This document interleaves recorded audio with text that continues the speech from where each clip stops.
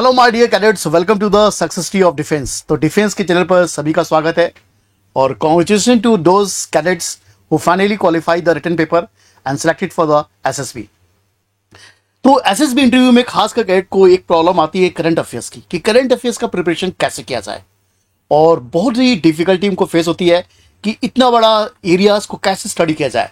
और उनको काम के आसान बनाने के लिए सक्सेस डिफेंस के द्वारा एक पहल की मैंने कहा था शुरुआत की गई है कि बच्चों को जो कैडेट्स हैं उनका एसएसबी रुके नहीं, और एसएसबी में करंट अफेयर्स का बहुत ही इंपॉर्टेंस है। और डिस्कशन है कि किस किस एरिया पर, खासकर तो ग्रुप डिस्कशन के लिए आपको करंट अफेयर्स पता होना चाहिए, दूसरा लेक्चरेट के लिए और इंटरव्यू के लिए। जो 3 सेक्शन है बहुत इंपॉर्टेंट है, खासकर इंटरव्यू तो बहुत इंपॉर्टेंट है कि इंटरव्यू अगर आपका अच्छा नहीं हुआ, 90 मार्क्स आपने स्कोर नहीं किया, तो मान के चलिए कि आपका सिलेक्शन एसएसबी में नहीं हो रहा है। और एसएसबी में इंटरव्यू में खासकर वो वॉल लाइनर के रूप में आपसे करंट अफेयर्स वो पूछ लेते हैं कि डे हैपनिंग क्या है। वो कैडेट्स को ये जान जाते हैं, कैडेट्स को update world, India and world में क्या इवेंट्स हो रहे हैं, कैडेट्स को नॉलेज है कि नहीं, ये चेक करना चाहते हैं।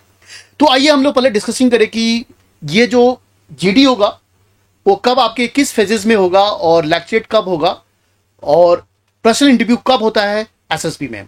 तो आइए लेट्स स्टार्ट। थोड़ा सा हम यहाँ पर आपको बेसिक अवेयरनेस दे दे कि जो आपका 5 डेज इंटरव्यू होता है उसका क्या प्रोसेस होता है, और किस कहां पर आपसे करंट अफेयर्स रिलेटेड क्वेश्चन को पूछे जाएंगे।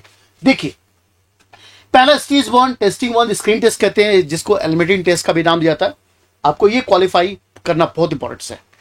अगर ये क्वालिफाई नहीं कीजिएगा तो करंट अफेयर्स से कोई इंपॉर्टेंस नहीं है। और आपको बताइए कि इसमें 2 सेक्शन से आपके क्वेश्चन होंगे। पहला आपका होगा OIR टेस्ट और दूसरा है PPDT। इससे रिगार्डिंग हमारा एक स्पेशल सीरीज चल रहा है, वहां आप देख सकते हैं और आपको प्रिपरेशन इसका कर सकते हैं। उसके बाद दूसरा जो सेक्शन आपका फिजिक्स स्टार्ट होता है, दूसरा फिजिक्स जो बहुत इंपॉर्टेंट है, और यहीं से जो आपका जो मार्क्स होंगे एसएसबी का 900 का जो मार्क्स होगा यहीं से स्टार्ट होगा। साइकोलॉजिकल टेस्ट आपको पता है 225 मार्क्स का होगा, और यहां पर आपको 4 टेस्ट होंगे और इसमें आपको 90 मार्क्स स्कोर करना कंपल्सरी है। GTO 1 जो तीसरे दिन होगा, इसी में आपका जो सेक्शन है जहां पर GTO 1 और GTO 2 जिसको 226 मार्क्स का होगा, और जो कैडेट 90 स्कोर नहीं करेगा इस मतलब की आउट है। तो यहां पर आपको करंट अफेयर्स की जरूरत पड़ेगी। एक तो जीडी में जहां पर मोस्टली करंट अफेयर्स सेक्शन से जीडी होते हैं, और दूसरा लेक्चरेट जहां पर कुछ आपको एक पर्ची मिलेगी और उसमें कुछ इंपॉर्टेंट टॉपिक दिए होंगे, उसके आपके ऊपर बोलना होगा। तो आप सिलेक्ट कर लीजिए किस टॉपिक में आप कंफर्टेबल है बोलने में, और मोस्टली आप ये सिलेक्ट कीजिएगा करंट अफेयर्स। और ये ध्यान रखिएगा जब जीडी हो, ग्रुप डिस्कशन हो, तो उसमें कुछ डाटा आप यूज कर सकते हैं। तो इसके लिए बेस्ट तरीका है कि न्यूज़पेपर आप पढ़ते रहिए, खासकर हेडलाइंस के ऊपर फोकस रखिए और हमारे साथ जुड़े रहिए। हम आपकी तैयारी कराएंगे, आपका काम को आसान कर देंगे। उसके बाद नेक्स्ट GTO 2 4 डेज का होगा। यहां पर आपको करंट अफेयर्स की जरूरत नहीं है। पर्सनल इंटरव्यू वेरी इंपॉर्टेंट है। यही आपको ये कहते हैं कि यही दरवाजा है जो आपके सिलेक्शन के लिए एक तरह से एसएसबी क्रैक करने में रोल प्ले करेगा। पर्सनल इंटरव्यू जो 225 मार्क्स के होंगे, जिसमें 90 स्कोर करना कंपल्सरी है। ये जो कहते हैं कि अगर पर्सनल इंटरव्यू में कहते हैं कि IO ऑफिसर बैठा होता है, इंटरव्यू ऑफिसर, और यही पर आपका टेस्ट हो जाएगा कि आप एसएसबी को क्वालिफाई कर रहे हैं कि नहीं कर रहे हैं। उसके बाद नेक्स्ट होगा कॉन्फ्रेंस। कॉन्फ्रेंस में भी आपको कभी कल क्वेश्चन पूछ ले जाते हैं करंट अफेयर्स रिलेटेड, तो कॉन्फ्रेंस के लिए भी आपको तैयार करके जाना करंट अफेयर्स। और कॉन्फ्रेंस के बाद आपको पता है कि एसएसबी का रिजल्ट डिक्लेयर होता है, और जो कैडेट्स एक तरह से एसएसबी क्वालिफाई कर जाते हैं उनको एक स्पेशल चेस्ट नंबर दिया जाता है और वो मेडिकल के लिए रिकमेंडेड हो जाते हैं, और जो कैडेट एसएसबी क्वालिफाई नहीं करता है उनको घर सेंड बैक कर दिया जाता है। तो हमने ये डिस्कशन किया कि कहां कहां पर आपको करंट अफेयर्स जरूरत पड़ेगा। एक तो आपको ग्रुप डिस्कशन के लिए तैयारी करना है, लेक्चरेट के लिए तैयारी करना है, और दूसरा पर्सनल इंटरव्यू के लिए, और कभी काल कॉन्फ्रेंस में भी ऑफिसर आपके पूछ लेते हैं करंट अफेयर्स से रिलेटेड टॉपिक। तो इन सारे एरियाज को आपको करंट अफेयर्स को फोकस करना है, और आपके काम को हम और भी आसान बना देंगे। तो हर भी कुछ इंपॉर्टेंट हमें 50 मोस्ट इंपॉर्टेंट क्वेश्चन डिस्कस करेंगे, और जो आने वाले आपके एसएसबी में सबसे बड़ा रोल प्ले करेगा। जो आज का सबसे इंपॉर्टेंट टॉपिक है, हम लोग लेंगे 1 नेशन 1 इलेक्शन। अब 1 नेशन 1 इलेक्शंस के ऊपर आपका ग्रुप डिस्कशन भी होता है। इस पर लेक्चर में पॉइंट्स 4-5 पॉइंट आपको बोलने के लिए भी आ सकता है, और पर्सनल इंटरव्यू के भी क्वेश्चन आ सकते हैं। अब यहां पर कुछ इंपॉर्टेंट क्वेश्चन हम लोग डिस्कशन करेंगे कि अगर ऐसा क्वेश्चन आ जाए, टॉपिक आ जाए 1 नेशन 1 इलेक्शन, तो एक तीर से 3 निशाना। कैसे? आप इसी के साथ ग्रुप डिस्कशन की भी तैयारी आपकी हो जाएगी, लेक्चर की भी तैयारी हो जाएगी, और साथ में आपकी इंटरव्यू की भी तैयारी हो जाएगी, और कॉन्फ्रेंस की भी तैयारी हो जाएगी। तो देखिए अब इस पर पहला क्वेश्चन क्या बन सकता है, कैसे आपको तैयारी करना है, जो हम आपको तैयारी करवा रहे हैं। तो पहला क्वेश्चन बन सकता है व्हाट इज द, आपसे क्वेश्चन पूछा जाए what is the meaning of one nation one election. आपका मीनिंग पूछ ले कि इसका मीनिंग क्या है, तो आपको मीनिंग यहां एक्सप्लेन करना पड़ेगा। तो आप बोलेंगे साइमल्टेनियसली लोकसभा राज्यसभा और राज्यों के विधानसभा का इलेक्शन एक साथ करवाने को हम लोग वन नेशन वन इलेक्शन का नाम देते हैं। तो आपको मेन पॉइंट देखना है, ये वाला आपको टर्म याद रखना है, साइमल्टेनियसली किसका इलेक्शन, लोकसभा का भी और राज्यों के असेंबली का भी।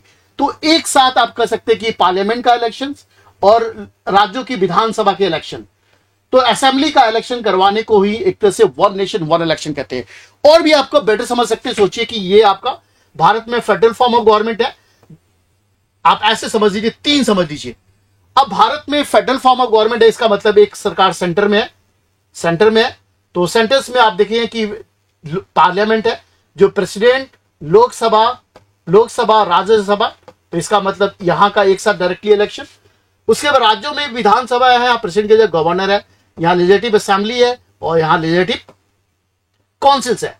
काउंसिल है वो कुछ राज्यों में है, और इधर आपको देखेंगे कि हमारा ग्रास रूट लेवल पर पंचायती राज है, जहां ग्राम सभा, डिस्ट्रिक्ट है और ब्लॉक है और डिस्ट्रिक्ट है। तो ये जो आपका जो है एक साथ इलेक्शन होगा और 100 डेज के अंदर आपको लोकल लेवल ऑफ गवर्नमेंट का भी इलेक्शन करवाना होगा।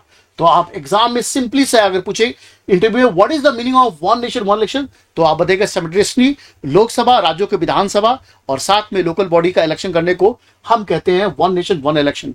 सिंपल सा आपने एक्सप्लेन कर देना है। सेकंड क्वेश्चन इसका बनता है, second question of the day, अगर पूछे कि आपको बताए कि जो हमारे पूर्व राष्ट्रपति थे रामनाथ कोविंद, उन्हीं के अंदर ये एक तरह से कमेटी बनी। और तो दूसरा क्वेश्चन आपसे पूछा था how many constitutional amendment have been recommended by the Kovind committee on the one nation one election. तो कहते हैं कितने हमें संविधान जो हमारा कॉन्स्टिट्यूशन ऑफ इंडिया है जिससे हमारे देश को गवर्न किया जाता है, उसमें कितने कॉन्स्टिट्यूशन में 395 आर्टिकल्स है, उसमें कितने अमेंडमेंट लाना पड़ेगा, 18 लाना पड़ेगा। तो ओरिजिनल कॉन्स्टिट्यूशन में 395 आर्टिकल है जो बढ़ के आजकल 448 हो गया, तो उसमें कितने अमेंडमेंट करेंगे, 18। फिर the committee constitution in one nation one election has recommended the holding the simultaneous election all over the India from which year. इस कमेटी ने एक सिफारिश की है कि पूरे लोकसभा, राज्यसभा और राज्यों की विधानसभा का इलेक्शन कब करवाना है, तो 2029 में सिफारिश की है इलेक्शन करवाने के लिए। तो ये सेकंड आपके कभी इंटरव्यू में ये तीसरा क्वेश्चन बन सकता है। चौथा क्वेश्चन आएगा कि what was the first general election held simultaneously. Bharat की पहली अगर पूछा जाए कि जनरल इलेक्शन साइमल्टेनियसली लोकसभा, राज्यों की विधानसभा, माने ये लोकसभा, पार्लियामेंट और राज्यों की विधानसभा का इलेक्शन कब करवाया गया था, आपने बताना है 1951 और 52 में किया गया था। तो ये वेरी इंपॉर्टेंट क्वेश्चन, अगर पूछ दिया जाए आपसे इंटरव्यू में कि साइमल्टेनियसली भारत का पहला जनरल इलेक्शन कब करवाएगा, लोकसभा और राज्यों के विधानसभा का, तो आपने डायरेक्टली बताना है 1951 में। फिर नेक्स्ट देखिए तीसरा, पांचवा क्वेश्चन बताएगा।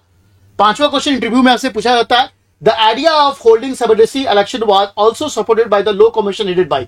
किस लॉ कमीशन ने इसको सपोर्ट किया है कि भारत में एक राज्यों, सेंटर और स्टेट्स का इलेक्शन और साथ में पंचायत का इलेक्शन एक साथ होना चाहिए, तो बीपी जीवन रेड्डी इन 1999। ये भी आपको नॉलेज के लिए इंपॉर्टेंट है। फिर कहता what is the benefit of one nation one election. ये आपका खासकर जीडी में पूछ सकता है कि व्हाट इज द बेनिफिट, इसका बेनिफिट क्या है। तो बेनिफिट में आप सबसे बताएंगे कि इसका सबसे है सेव टाइम एंड रिसोर्स बचेंगे, एक तो समय की बचत होगी और देश का पैसा भी कम लगेगा। दूसरा, reduce the influence of money and muscles power. Election में आपको बताया कि पैसे की यूज होते हैं और लोग मसल्स, ये खत्म होगा। और फिर बताएंगे मिनिमाइज द पॉलिसी डिस्क्रिप्शन। अब हर, जैसे कि आप देखेंगे कि अभी सेंटर में सरकार है, कहीं दूसरे राज्य में अगर सरकार चल रही है और वहां इलेक्शन होता है, तो प्राइम मिनिस्टर को छोड़कर वहां अपने पार्टी का प्रचार करने के लिए जाना पड़ता है, जिससे क्या होता है गवर्नमेंट अपने गुड गवर्नेंस पर फोकस नहीं कर पाती है। तो क्या होगा, minimise the policy of disruption, in charge the government offensive by allowed the elected representatives to focus on development agenda rather than the perpetual campaigning।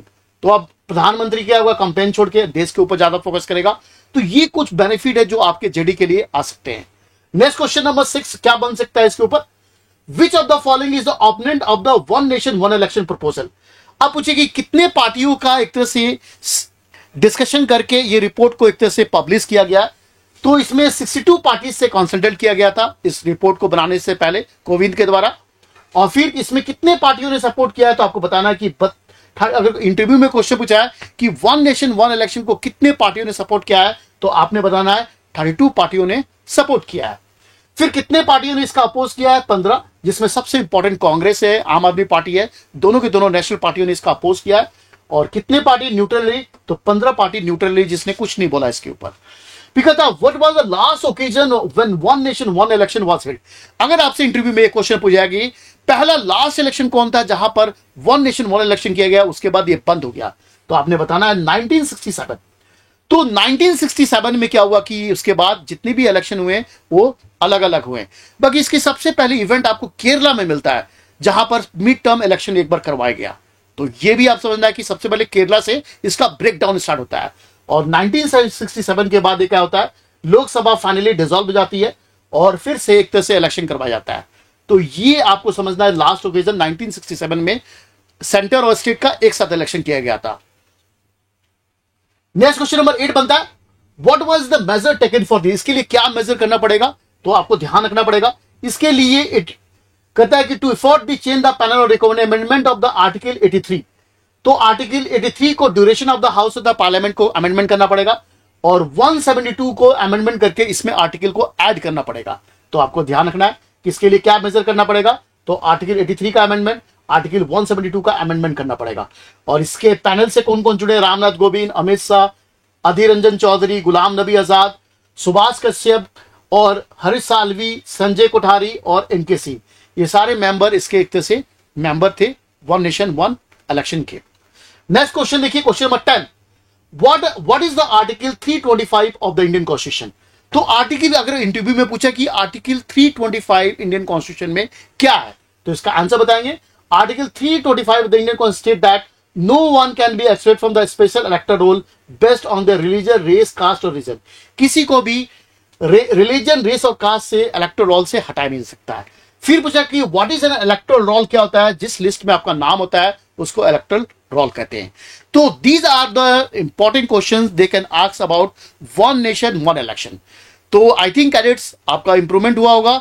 फिर हम नेक्स्ट वीडियो में मिलते हैं और फिर आपके लिए एक इंपॉर्टेंट टॉपिक लेके आएंगे जो सेकंड टॉपिक होगा, जो आने वाले आपके जीडी, लेक्चरर्स और पर्सनल इंटरव्यू के लिए वेरी इंपॉर्टेंट होगा। तब तक के लिए थैंक यू वेरी मच। जय हिंद टू एवरी कैडेट्स।